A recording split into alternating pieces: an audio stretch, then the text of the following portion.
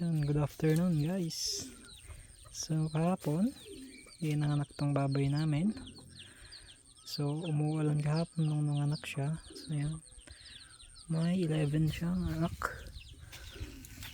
At puro lahat black. Yan. So dito kahapon basang basa dito.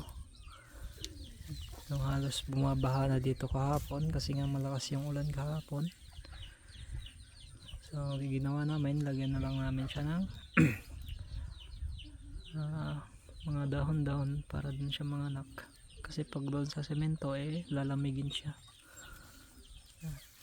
Yan, so may 11, apat na babae tsaka lalaki na yung iba. So ngayon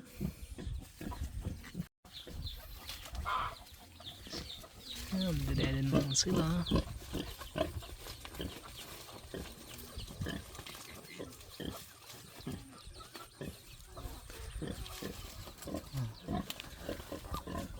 Dede ka may magdede ka rin. Dede